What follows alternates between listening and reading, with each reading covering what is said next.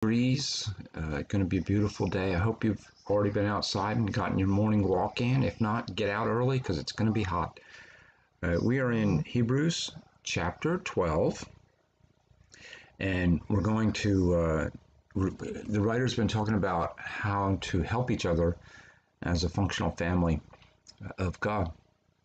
And the last week I shared with you how important it is to look out for each other in a way that is helpful, not condemning or judgmental, and how to be careful not to allow bitter root to grow in your relationship with other people of faith, with anyone really. But so now he's going to continue, and he has a specific example from the Old Testament of what not to do, which is fascinating that it's in there.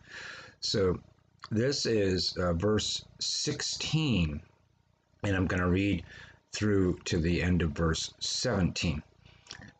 See to it that no one is sexually immoral or is godless like Esau, who for a single meal sold his inheritance rights as the oldest son. Afterward, as you know, he wanted to inherit this blessing.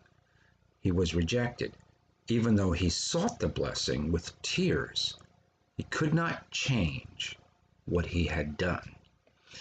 And that's a really important lesson for us to learn and to understand. We are a people who freely offer forgiveness and are supposed to receive forgiveness. And, and when someone does something wrong, we're supposed to get over it and move along. And we all know that, and that's what Christians are supposed to do. That's what functional families, that's actually what they do, is they figure out how to get over it and move along, because every family has people who make mistakes. It's just normal. That's how it is.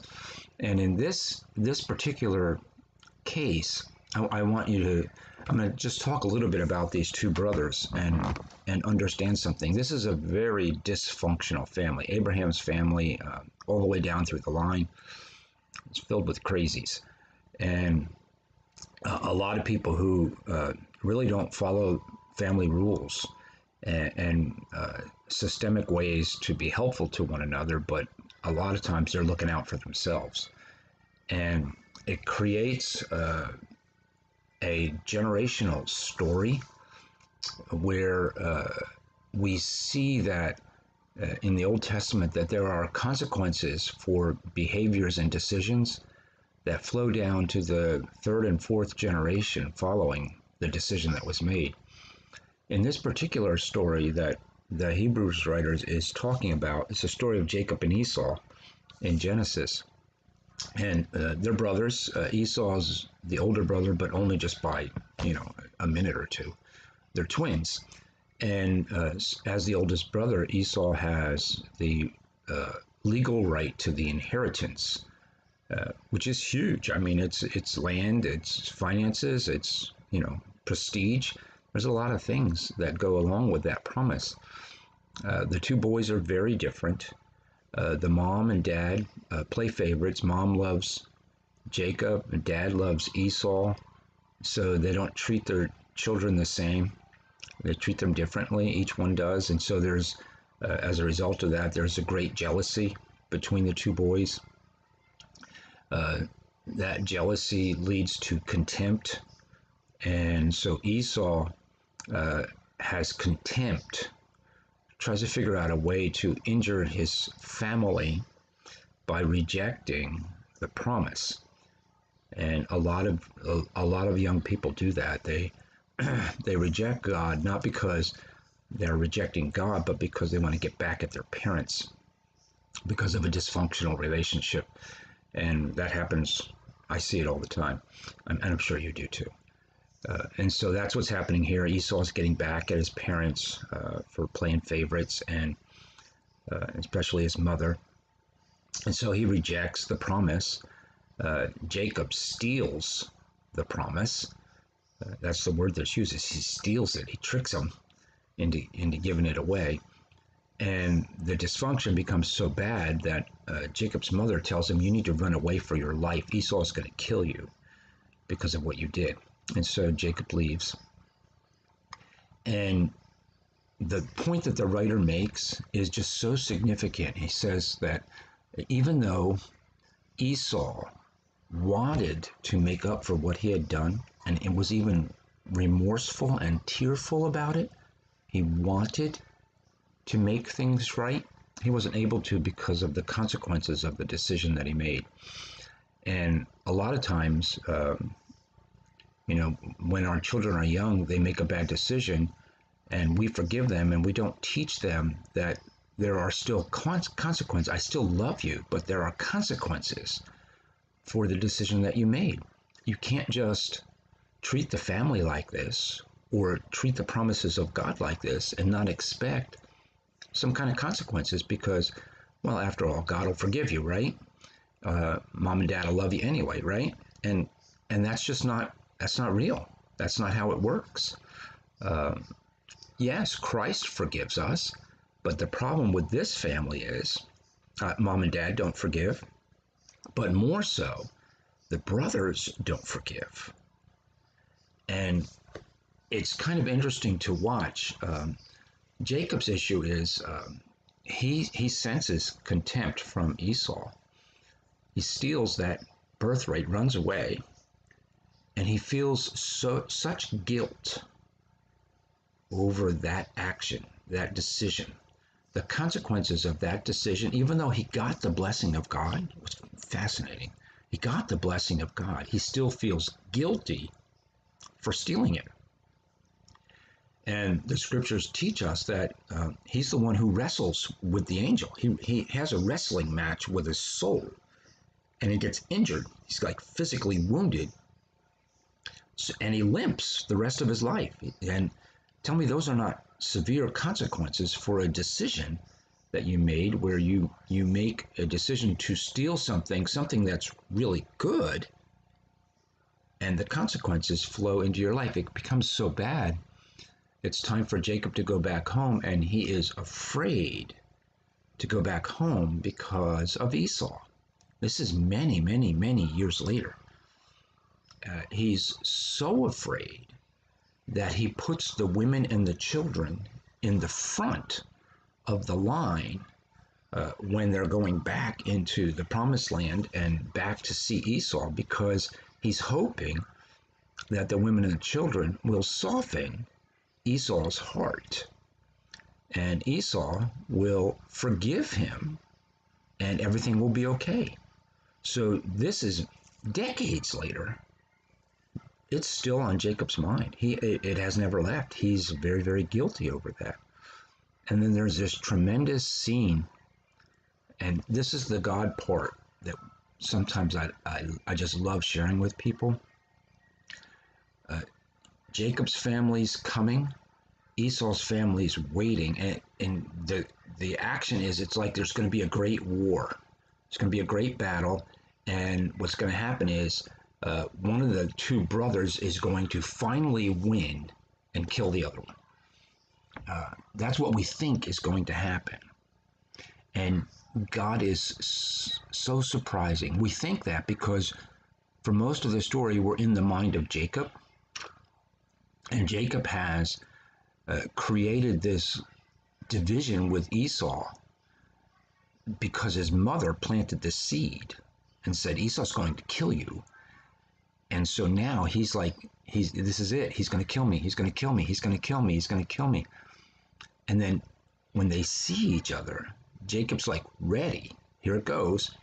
And Esau runs to him, hugs him, and kisses him, which is a shock to Jacob. Esau really didn't give this a second thought, or somehow he got through it and came out the other side forgiving. He still didn't get the inheritance, but he did have a mighty strong family. And we don't follow much. We don't really much follow Esau's family, but we do know that down the road, they become a thorn in the side of Israel, poking at them all the time. And but Jacob, the one who got the inheritance, the consequences for the way that he got it, it never leaves him, and it has physical and psychological consequences. This decision that he made. And sometimes we allow our children, and even maybe we're the ones planting the seed, we allow our children to get away with things and teach them that they can behave in some ways and there really aren't any consequences for that dysfunction. And that's just not true. There are always consequences. It would be better for us to allow our children and children within the church, my church children, my family within the church, to know that if you behave in a way that's dysfunctional for the family, you're going to face consequences. We're not going to just put our arms around you and say it's okay. You have to own up to what it is that you did. And when you turn and face what it is that happened and not face it with fear or shame or guilt, when you turn and face it and own it and say, okay, Father, forgive me. I should not have done it that way. And let me go work this out with Esau and see. And maybe Esau does kill you, but you still need to go try to work it out. And that would have been better for Jacob's psyche. Instead of waiting decades to come face to face with Esau, just get it over with. Just go finish whatever it is. And a lot of times we get surprised because what's a big deal to us, the other person doesn't even know what you're talking about. And that's kind of what this story is. Esau's like, oh, I'm over that. I'm past that. You got the blessing. How'd that turn out for you? And and Jacob's like, the blessing. I stole it, and it's ruining him. So, this is a story about a dysfunctional family or a dysfunctional church, and how if you sit by yourself and stew or abstain from the fellowship, you end up injuring yourself. Esau isn't the only one who regrets the way that he decided these things. Jacob does too. And what this says is, listen, I'm going to read it to you again because it is really interesting. See that no one is sexually immoral. He picks that one of the things that can happen within the church family. That's one thing that people that we know, that could be part of their lives very easily, or is godless like Esau, who for a single meal sold his inheritance right as the oldest son, and afterwards he wanted to inherit the blessing and he was rejected. And so it's our responsibility to look out for each other and see to it that people aren't doing what Esau did with their spiritual relationship with God. Well, what is it that Esau did? Well, God had a blessing for him, and he shrugged it off. See to it that no one within your family shrugs off their relationship with God, that no one takes their worldly relationship and makes it more important than their relationship with their Maker. See to it that that doesn't happen. Help each other to not let that happen. That's what Esau did.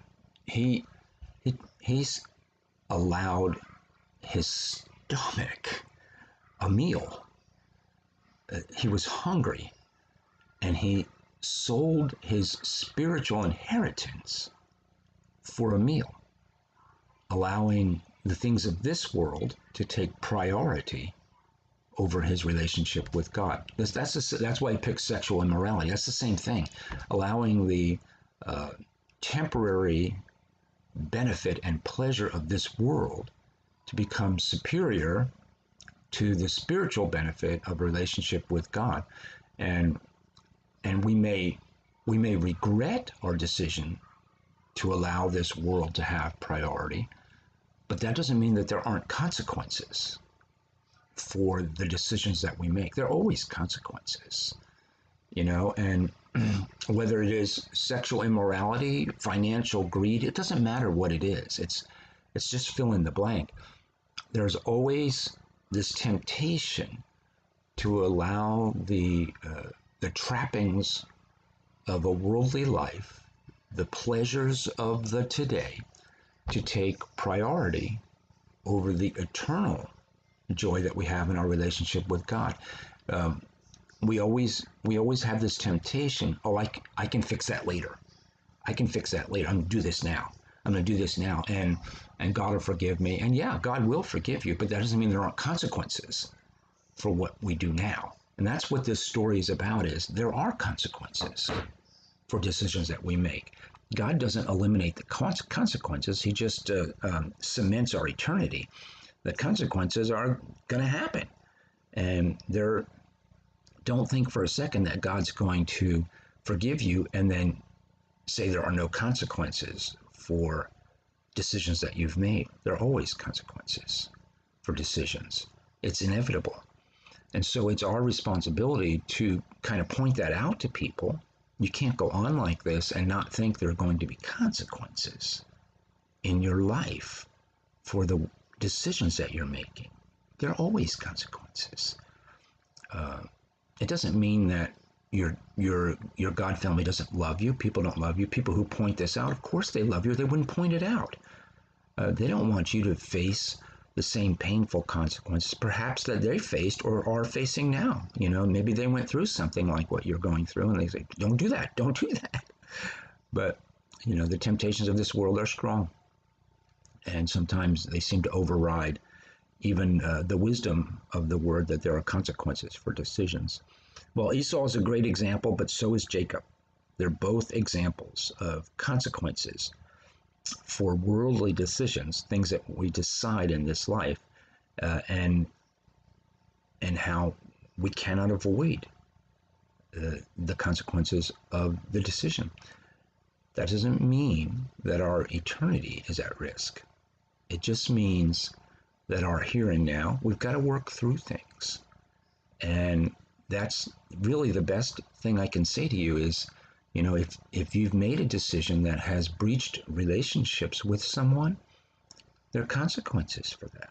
And you're already feeling those consequences. And the best thing you can do is, as far as it's up to you, do your very best to create peace in that relationship.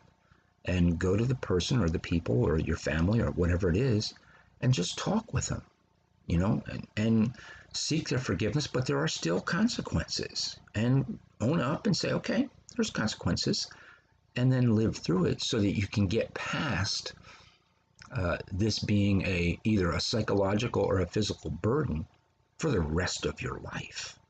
If you can face and accept consequences, then you'll work through it. And God will give you strength and forgiveness, and on you'll go. You'll move on.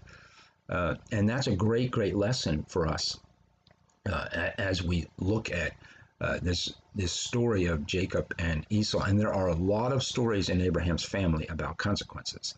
And it would be a good, that might actually be a good study sometime, is to look at the consequences of decisions that people make. I'm going to get to work on that. I think I'm going to get to work on that.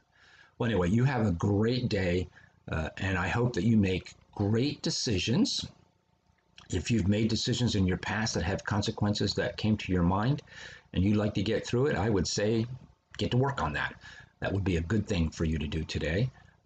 And so I pray God's richest blessing on you, and that you stay faithful to our Lord.